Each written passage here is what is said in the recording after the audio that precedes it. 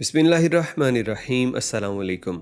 चंद दिन पहले ही हमने एक वीडियो बनाई थी जिसके अंदर बतलाया था कि रमज़ान शरीफ आते ही सऊदी अरब में खुद्दामा घर से भागने लगती हैं। आज इस वीडियो में हम बयान करेंगे कि आखिर क्यों। एक तो बयान कर दी थी वजह कि पैसे ज़्यादा मिलते हैं, लेकिन उसके साथ कुछ ऐसी चीज़ें भी हैं जो इन गैर मुल्की ख़वातीन की हक़ तलफ़ी में मबनी है। और एक सऊदी राइटर हैं जिन्होंने इस पे रोशनी डाली है कि रमज़ान में इन ख़वातीन के साथ क्या जुल्म और ज़्यादती की जाती है, जिसकी वजह से ये खुशी से नहीं, लालच से नहीं, बल्कि मजबूरी से घरों से भाग जाती हैं। तो एक सऊदी सहाफ़ी हैं जिनका नाम अकल अल अकल है, उन्होंने एक इस पे पूरा कॉलम लिखा और उसके अंदर बयान किया कि मैं देख रहा हूँ कि हर तरफ ये कहा जा रहा है कि जो हाउस मेड्स हैं रमज़ान में धोखा दे के घर से फ़रार हो जाती हैं और तमाम लोग उन पे नज़र रखें और उनकी इस गलती को बयान तो किया जा रहा है, लेकिन दूसरी जानिब मैं उस अमल पे भी तवज्जो दिलाना चाहूँगा जो जुल्म पे मबनी है और इन ख़वातीन के साथ हो रहे हैं। उन्होंने एक पूरा बड़ा कॉलम लिखा जिसके अंदर वो कहते हैं कि पूरा साल जो इनकी तनख्वाह होती है तो उसके बक़दर ही इनका काम होता है। अगरचे इनकी तनख्वाह बहुत कम है, लेकिन फिर भी वो एक मैनेज होता है जो काम और तनख्वाह के मबैन। लेकिन रमज़ान आते ही घरों के अंदर काम 2 से 3 गुना ज़्यादा बढ़ जाता है और सहरी में अलग फरमाइशें और इसके अलावा अफ्तारी के अंदर अलग फरमाइशें। इन ख़वातीन को सोने का टाइम भी नहीं मिलता, जिसकी वजह से ये मजबूर हो जाती हैं कि वो इस पे काम नहीं कर सकती। या तो ये हो कि रमज़ान में आप अपनी खुद्दामा की सैलरी बढ़ा दें, क्योंकि आप काम बढ़ा रहे हैं। एक महीना अगर आपके घर का काम ज़्यादा है तो आपका फ़र्ज़ बनता है कि आप उसकी सैलरी भी बढ़ाएं।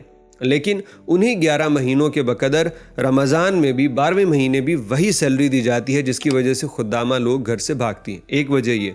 दूसरी वजह ये बताई कि बहुत सारा पैसा वो एजेंसीज ले जाती हैं जो इन ख़वातीन को लेके आती हैं, क्योंकि लोगों का कॉन्ट्रैक्ट सैलरी का उनके साथ होता है।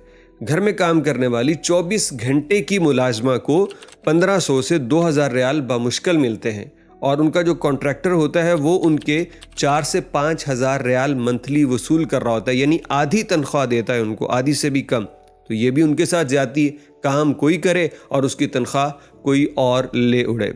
उसके बाद उन्होंने कहा है कि जिनसी तौर पे इस्तेहसाल करना ये इनके साथ बड़ा आम मामला है। यानी जिस घर में काम करती हैं उस घर के अफराद, वो जो शौहर हो सकता है किसी खातून का, उसका बेटा हो सकता है, उसका भाई हो सकता है, तो उनकी जानिब से इनको जिनसी इस्तेहसाल का निशाना बनाया जाता है। रेप वगैरह की बात तो रेयर होती है, लेकिन उनको हाथ लगाना, उनको टच करना और बाज़-औक़ात उनको प्राइवेट स्पेस भी नहीं दी जाती कि उनका जो रूम है उसमें बग़ैर पूछे बग़ैर बताए कोई भी घुस जाता है, जो कि एक गैर अखलाकी और गैर इंसानी फ़ेल है कि वो अपने कमरे में आराम कर रही है और पता नहीं किस हालत में है, तो कोई बताए बग़ैर ही उसके कमरे में दाखिल हो जाए, ये भी ठीक नहीं। और मुख्तलिफ़ वीडियोज़ आती रहती हैं।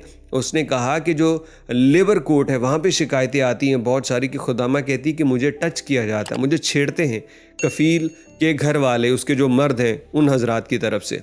तो ये बहुत सारे वाक़यात उसने बयान किया। अकेला खुद्दामा को मौरूद इल्ज़ाम ठहराना दुरुस्त नहीं है। वो अगर घर से भागती हैं तो इसके पीछे सिर्फ लालच नहीं, अक्सर ऐसी होती होंगी जो लालच के लिए भागती हैं, लेकिन अक्सर के पीछे जो ज़्यादातर हैं उनके पीछे ज़्यादती होती है। और वो ज़्यादती एक तो सभी करते हैं कि जो तनख्वाह 12 महीने यानी बाकी दिनों में दी जाती है वही तनख्वाह इस महीने में, और काम बहुत ज़्यादा। तो अगर आप चाहते हैं कि आपकी खुद्दामा ना भागे तो आपको चाहिए कि इस महीने के लिए उसकी सैलरी भी बढ़ा दीजिए, ताकि वो ये जान ले कि अगर काम ज़्यादा है तो मुआवजा भी ज़्यादा मिल रहा है और मुझे कहीं और जाने की ज़रूरत नहीं है।